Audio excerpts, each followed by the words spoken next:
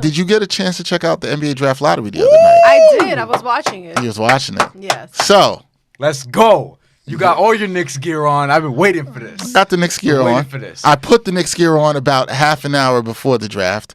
I got my daughter in some Knicks gear as well, too. I was ready. Was Marjorie wearing it, too, or No, not? no. Let me tell you. She's Celtics fan. Let me so tell no. you something. Okay. Yeah. Let me tell you something. I was in the MSG offices today, obviously, because we were doing the show. Yep. 6:30 p.m. Monday, Thursday. Nice plug. Yeah. Nice plug. But I was in there. I was Shameless telling people like, yo, this is great. Like this is great. For those who missed it, Knicks got the third pick. It's fine.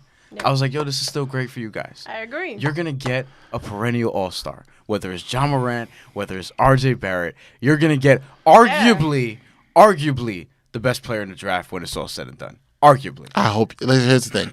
This is what I'm going to say. I still believe that. That's not a knock on Zion Williamson at all, because great talent. We've never seen him before, but I think people are like the hype is out of control. Where I think we're losing. Photoshops. Yeah, we're losing sight of like, yo, Ja Morant is really good, and he's also a point guard in a point guard driven league. He's gonna be a point guard driven league. He's gonna be a smooth version of Russell Westbrook. R.J. Barrett, I can't quite put a player to his comparison yet, but he's gonna be really good. I think so. So here's what I'll say. Before this draft, I was extremely Hopeful? excited, nervous, had a very long day, decided to I really wanted the number one pick. I wanted it. I pretty much fell over onto the floor feeling somewhat exasperated that he didn't get it. Now, here's what...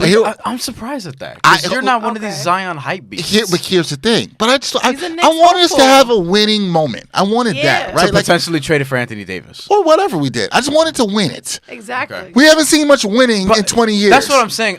You still won. But here's the thing. You could be Phoenix or Chicago. That's where I was about to go. Okay. When the Knicks, the more nervous thing for me to watch was the announcement of the fifth pick. Because I was so nervous that we would have fell out of the top four. So once I saw that they got to the top four, I felt a lot better. You breathed. I breathed. And then when they announced the Lakers at 4, I felt a little bit better. Like, but then I got nervous because I was like, I hope they don't announce the Knicks at 3. And they did. And but then I thought about it for a while. When you texted you too. These are the Knicks fans.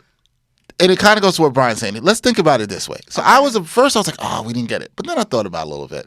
And I calmed down. And trust me, a draft lottery is not going to ruin my week or year like some people. It would have if you fell to 4 or 5. No disrespect to anyone. It wouldn't have ruined my year. Life goes on. There's a lot of not your things. year. Yeah. But I'm saying you would have that would have hurt more. That I would have understood. If you go from 1 to 4, but I told you I think there's 3 perennial all-stars. Now, you have to look at it this way. The Knicks had a 14% chance of landing the top pick. And it was a 3-way tie. That was right. crazy. Yeah, Which means there was an 86% chance that they wouldn't even get a top 4 pick, that they wouldn't even get a top 4 pick.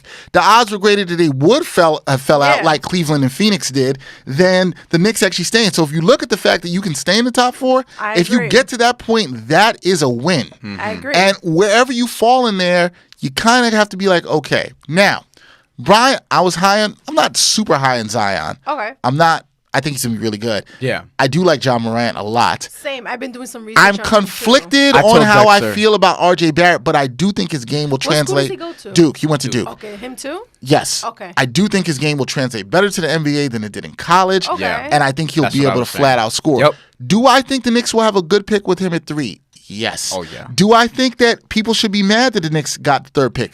No. There's been a lot of good people who've been picked with the third pick. Yeah. Okay? A lot of Michael Jordan. Michael Jordan was picked with the third pick. I'm not saying he's gonna be that boy. Rebecca Harlow tweeted that. She's like, don't forget Jordan was picked at 3. And I'm like, oh, that's James right. Harden was picked at 3. Yeah. I mean, there's a lot of people you can go to. Granted, there hasn't they're not Chris all, Paul. They're not all good at 3. Do you think but they're not all. I think Chris Paul, Darren Williams was 3rd. I think he was before Chris Paul. Oh, was he? Yeah, Chris Paul was 4th. Regardless, Darren was a Williams was mistake. really Do you good. think we're putting too much value on 1, 2, 3? Like, do you think this Yes.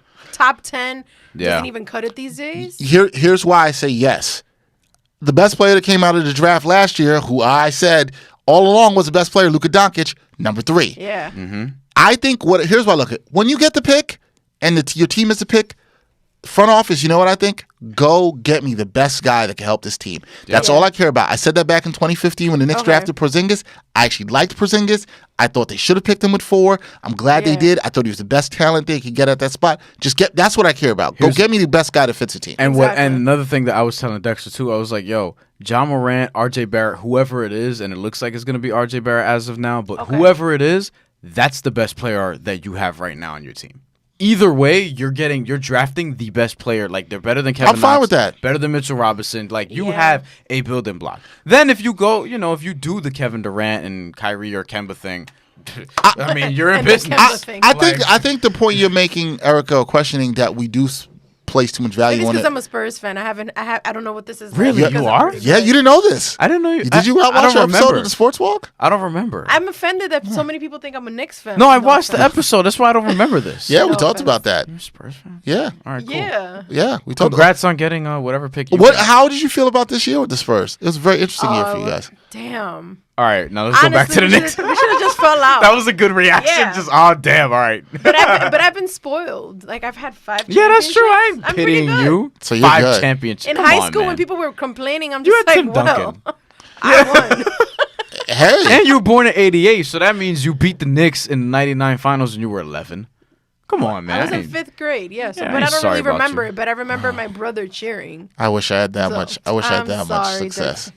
Now you understand why I wanted to win like the lottery. Exactly. We haven't won shit. But I was really happy. No, but the day we're recording this is the anniversary. I forget what year. Maybe 20-year anniversary of Allen Houston's game winner against the Miami Heat. One of the great moments of I remember when I literally yelled and ran out of my house. Yeah, you were teenage Dex. Hell yeah. Yeah. Yo, and here's the thing that I said.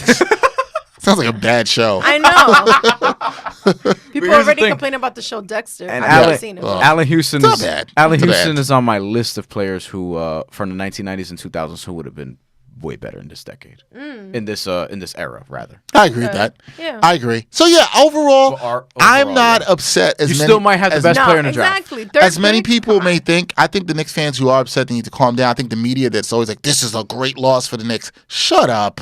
It's not a great loss.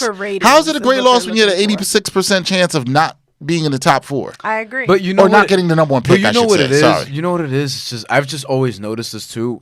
The Knicks are just super easy to pick on, especially when like you have a bunch of Knicks fans. They provide ratings. Too. Yeah, That's exactly why. people especially like when you have a bunch of Yeah. Knicks fans going viral for their reactions. I'm pretty sure a bunch of them knew that they were going to go viral and they just wanted to try and go viral. But I think because they're so easy to pick on, just people just sensationalize it in that way. You know, people like, and we love Stephen A. Smith up here, but Stephen A. Smith's reaction doesn't help.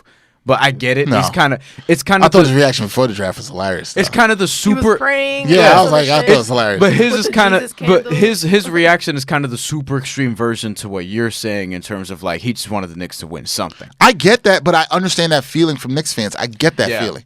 Like you just I want to feel agree. like you've The won loser something, feeling. and this could be a starter. I'm a Mets fan. I understand. But here's, We'll get to that in a second. And here's what we're gonna get to another New York team in this area too. That's I don't know what they're it doing. has to be blue and orange. Yeah, and I'm But about to be anyway. done with them. We're gonna get to that. No, the other one's green and white. Yeah, I know. We're gonna get to that. Oh my God, the Yeah. Jets. That's right. Yeah, we'll get to that. Don't give it away, Erika. Damn, I was Whatever. trying to be subtle. I'm joking though. I wasn't being subtle at all. But here's the thing. It's out of control today. But here's what I'm saying is like, yeah, if you could have wanted and had Zion or maybe make the trade, but it's like you still we don't know. All right, we don't know who's gonna be the best player when all is said and done. But NBA wise, man, I've told you this last year. I've always liked R.J. Barrett as being the best player in the draft. You've said this for a while, kind of the way I was on Donkey, so I want to trust his gut on this one. I mean, like, yo, look, Zion's been better than I thought he was at Duke, but I still don't see him doing that to that level in the NBA. I still think he's gonna be very good. We'll see. But I'm like, look, just get the right guy in here. That's all I care. Get me the right guy.